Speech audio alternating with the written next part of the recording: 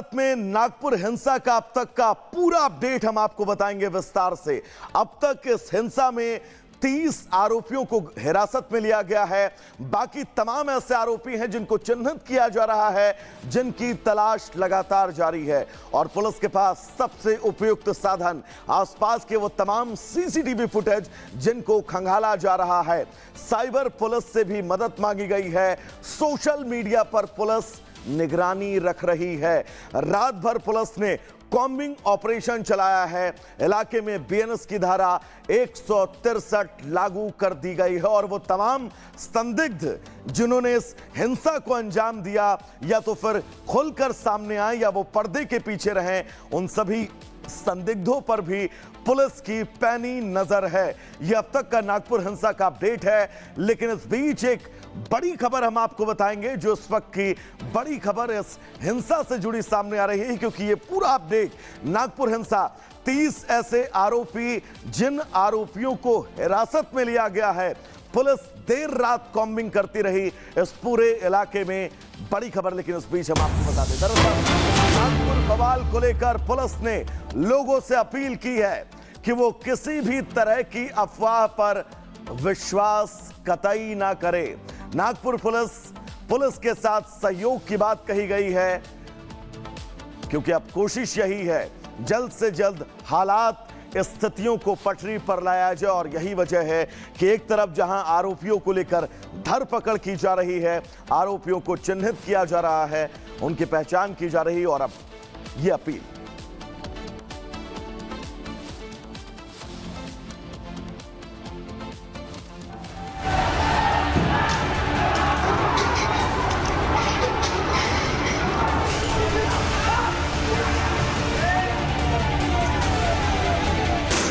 महाराष्ट्र का नागपुर धू धू कर जल रहा था।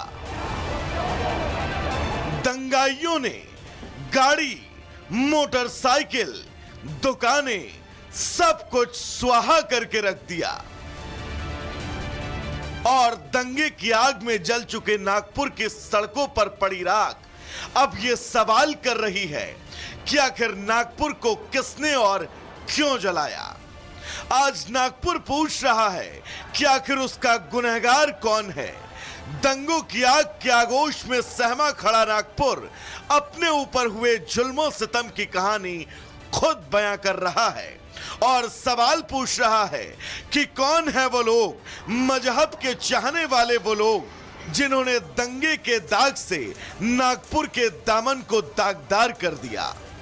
दंगे की पटकथा उस शौर्य से शुरू हुई जिस शौर्य ने लाखों लोगों को लूटा, जबरन लाखों धर्म परिवर्तन करवाए, सैकड़ों मंदिरों को खंडहर में तब्दील करवाया, जिस शौर्य ने अपने पिता को मरते दम तक बंदी बनाकर रखा, सत्ता की खातिर अपने भाइयों की बलि ले ली और इतिहास में अमृत की खातिर खुद को आलमगीर की उपाधि दे बैठा, यानी क्रूर मुगल शासक औरंगजेब। औरंगजेब को लेकर महाराष्ट्र समेत देश भर की सियासत गर्म है।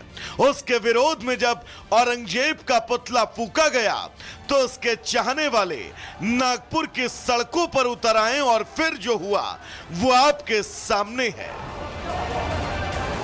इस दंगे से ठीक कुछ घंटे पहले देश की राजधानी दिल्ली से भी महमूद मदनी का एक बयान आया और उन्होंने भी मुस्लिमों से अपील करते हुए इस बात का जिक्र किया कि हमें कुर्बानी देने के लिए तैयार रहना होगा।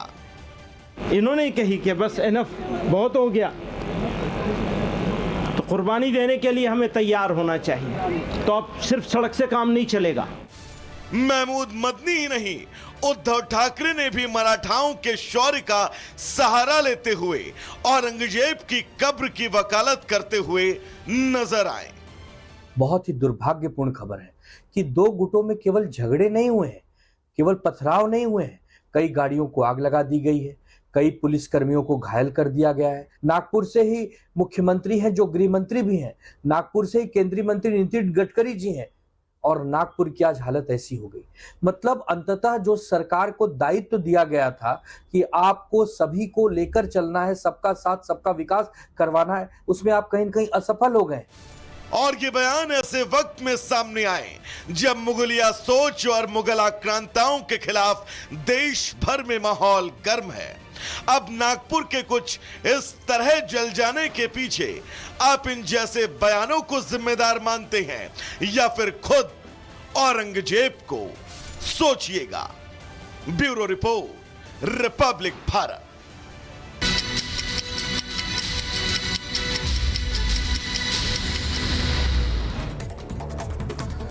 नागपुर हिंसा मामले में पुलिस ने 30 पत्थरबाजों को हिरासत में लिया। इलाके में बीएनएस की धारा 163 लागू। उपद्रवियों ने पुलिस और फायर ब्रिगेड कर्मियों को भी निशाना बनाया। नागपुर में भारी पुलिस फोर्स तैनात। सीसीटीवी और वीडियो क्लिप्स के जरिए दंगाइयों की पहचान में जुटी पुलिस। हिंसा के बाद भारी पुलिस बल की तैनाती।